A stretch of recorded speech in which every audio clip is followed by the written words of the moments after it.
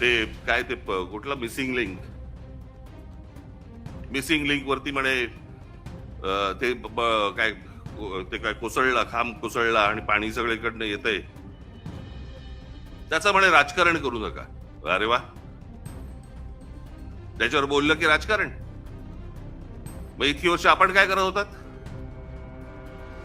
दुसऱ्यांच्या सरकार जेव्हा होती दुसऱ्यांची, त्यावेळेला तुम्ही काय करत होतात? त्यावेळेला जी आंदोलनं झाली ते राजकारण नव्हतं. स्वतःच्या अंगाशी आल्यावरती ते राजकारण, विरोधकांचं राजकारण असं कसं होईल? आणि काय म्हणतायत म्हणे, एक वेळ मला बोला पण महाराष्ट्राचा अपमान मी सहन करणार नाही. वा रे वा, लोक त्या मिसिंग लिंक बद्दलच बोलतायत, महाराष्ट्राचा कुठे अपमान करतायत? पण ते काय सगळं घेऊन जायचं म्हणजे ते वरपासून खालपर्यंत आता काय सवय लागली आहे? केंद्र सरकारच्या कुठच्या गोष्टींबद्दल बोललं की तुम्ही देशविरोधी. आता केंद्र सरकारची कामं आहेत ती, त्याच्यात देशाचा काय संबंध? आता मिसिंग लिंक बद्दल बोललं तर ह्याच्यात महाराष्ट्राचा अपमान कुठे आला? लोकांनी प्रश्नही नाही विचारायचे काय झालंय ते. इतके दिवस जे मोबाईल फोनवरनं विरोधकांना जे करत होते ना, शिव्या घाल, वाटेल ते बोल, हे जे सगळे त्यांच्या ठेवलेल्या टीम्स आहेत ना, हे जे सगळं सुरू होतं ना ते आता अंगलट आलंय. आता ह्यांच्या दामदुपटीने ह्यांच्या अंगावरती येत आहे आणि त्याच्यामुळे लागले आता त्रास व्हायला लागला त्याचा. आपणच सुरू केल्यात त्या गोष्टी. गेल्या 10-12 वर्षातच या सगळ्या गोष्टी मोठ्या प्रमाणात सुरू झाल्या. विरोधकांना वाटेल ते बोलणं, विरोधकांना शिव्या घालणं, वाईट साईट लिहिणं, सगळ्या गोष्टी ज्या सुरू झाल्या हे तुम्ही बसवलेल्या टीम कडनंच सुरू झाल्या. आता तुमच्या अंगावरती येत आहे ते सगळं, आणि तुमच्या अंगावरती येत आहे म्हणून लगेच महाराष्ट्राचा अपमान. ह्याच्यात कसला आला महाराष्ट्राचा अपमान?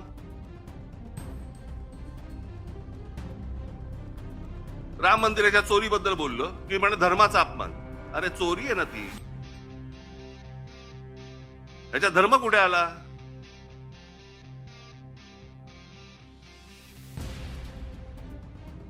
बरं, त्या मंदिराबद्दल आम्हालाही आस्था आहे, प्रत्येक हिंदूला आस्था असेल. तिथे ज्या वेळेला 1400 कोटी रुपये ज्यावेळेला चोरले जातात, काहीही म्हणजे किती पडदा किती असावा यांच्या समोर. परवा मी विधानसभेमध्ये भाषण केल्यानंतर अनेक लोकांना माझ्या भाषणाची मिरची लागली. पण अध्यक्ष महोदय, मी अतिशय स्पष्टपणे सांगितलं, मिसिंग लिंकवर जो काही त्या ठिकाणचा पूल आहे, केबल स्टेट ब्रिज आहे, त्या ठिकाणी जगातले सगळ्यात मोठे टनेल्स आहेत, याला एकही क्रॅक गेलेली नसताना, त्याचं काहीही नुकसान झालेलं नसताना 7,000 रुपये पाण्यात गेले, 7,000 कोटी पाण्यात गेले, 7,000 कोटी पाण्यात गेले. हा माझा अपमान आहे? महाराष्ट्राचाच अपमान आहे. खोट्या बातम्या पेरणं, अफवा पसरवणं हा महाराष्ट्राचा अपमान आहे. पण मी बोलता बोलता त्या ठिकाणी हिंदीमध्ये बोललो, भाडे के टट्टू. काही लोकांना त्याचे दुःख झालं आणि ते म्हणाले मुख्यमंत्र्यांनी सुसंस्कृत बोलायला पाहिजे होतं. म्हणून नानाभाऊ जाऊन मी अभ्यास केला आणि आता मी भाडे के टट्टू हे माझं वाक्य परत घेतो आणि त्याला सुसंस्कृतपणे भाटक गदर्भ म्हणतो. भाडे के टट्टू नाही, भाटक गदर्भ. आणि जर कोणाला समजलं नसेल तर मग सुपारीबाज. पण मी तर काही सुपारीबाजांबद्दल बोललो. मी टोपी फेकली होती,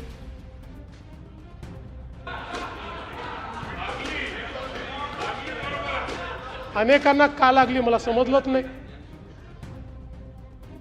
अनेक लोकांना ती लागली. बरं ते जाऊ द्या. आता मी एक वाक्य हिंदीमध्ये बोललो. आता आशिषजी ते ज्यांना समजायला पाहिजे म्हणून बोललो त्यांच्याऐवजी दुसऱ्यालाच मिरची लागली. आणि आमचे मिमिक्री आर्टिस्ट मला म्हणायला लागले हिंदीत का बोलले. पूर्ण भाषण मी मराठीतच केलं, पण मला काही अडचण नाही. ते आमचे मित्र आहेत आणि ते मित्र असल्यामुळे राजकारणात तर त्यांच्यापासून आम्हाला काही धोका नाही, पण आनंद आहे ते राजकारणात आहे. ते जर मंडळी, स्वागत आहे तुमचं मराठी एक्सप्रेस आपल्या लोकप्रिय चॅनलमध्ये. मिसिंग लिंक बाबत राज ठाकरेंनी सवाल उपस्थित केला आणि त्यावरती यात राजकारण आणू नका असं सांगण्यात आलं. तर राजकीय आरोप आणि प्रत्यारोप त्याचबरोबर पायाभूत सुविधा या सगळ्या गोष्टींना घेऊन विधानसभेमध्ये चर्चेचा हा गोषवारा तुमच्यासमोर आम्ही मांडला आहे. महाराष्ट्र विधानसभेतील सत्ताधारी आणि विरोधी पक्षांमधील खडाजंगी, विशेषतः मिसिंग लिंक प्रकल्पाच्या राजकीय वक्तव्यावर हा सगळा व्हिडिओ आधारित आहे. यामध्ये पायाभूत सुविधांवरील टीका आणि नेत्यांमधील शाब्दिक युद्धाचं विश्लेषण हे करण्यात आलं आहे. विरोधी पक्षाकडनं मुंबई पुणे एक्सप्रेसवेवरील मिसिंग लिंक प्रकल्पाच्या कामावर आणि खांब कोसळल्याच्या बातम्यांवरनं सरकारला धारेवर धरण्यात आला. यावर उत्तर देताना देवेंद्र फडणवीस यांनी स्पष्ट केलं की प्रकल्पाच्या केबल स्टेड ब्रिज किंवा टनेलला कोणताही तडा गेलेला नाही आहे. 7,000 कोटी रुपये पाण्यात गेल्याच्या बातम्या या निव्वळ अफवा आहेत. अशा खोट्या बातम्या पसरवणं हा महाराष्ट्राचा अपमान असल्याचं त्यांनी नमूद केलं आहे. चर्चेदरम्यान वापरले गेलेले भाडेके टट्टू या शब्दावरनं वाद निर्माण झालेला दिसतो आहे. फडणवीस यांनी मिश्किल टिप्पणी करत तो शब्द मागे घेतला आणि त्याऐवजी भडक, गदर्व किंवा सुपारीबाज असे शब्द वापरले. राजकीय टीकेला उत्तर देताना भाषेचा दर्जा आणि शब्दांची निवड यावर या भागात चर्चा करण्यात आली. देवेंद्र फडणवीस यांनी राज ठाकरे यांचा उल्लेख करत त्यांच्यावर निशाणा साधला. राज ठाकरे हे राजकारणात असल्याने त्यांच्यापासून कोणताही राजकीय धोका नसल्याचं सांगत त्यांनी मिमिक्रीच्या क्षेत्रातील त्यांच्या कौशल्याचा कौतुक या ठिकाणी केलं. जर ते पूर्णवेळ मिमिक्री आर्टिस्ट असते तर आजच्या स्टँडअप कॉमेडियन्सना मार्केटच उरलं नसतं असा टोला त्यांनी यावेळेस हाणला. विरोधी पक्षाने सरकारवर असा आरोप केला की गेल्या 10-12 वर्षात विरोधकांना शिव्या घालण्यासाठी आणि ट्रोल करण्यासाठी विशेष टीम बसवण्यात आल्यात. आता त्याच गोष्टी उलटून सरकारच्या अंगावर येत असल्याचा दावा यावेळेस करण्यात आला.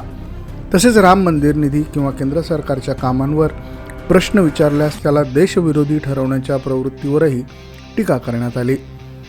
तर मिसिंग लिंक प्रकल्पाच्या संदर्भात चर्चेत आलेला कथित नुकसानीचा आकडा 7,000 कोटी रुपयांचा सांगण्यात येतो आणि तो सरकारने फेटाळून लावला आहे. सदर चर्चा ही केवळ पायाभूत सुविधांच्या तांत्रिक बाबीपुरती मर्यादित न राहता ती राजकीय चिखलफेक आणि वैयक्तिक टीकेकडे वळल्याचं दिसून येतं.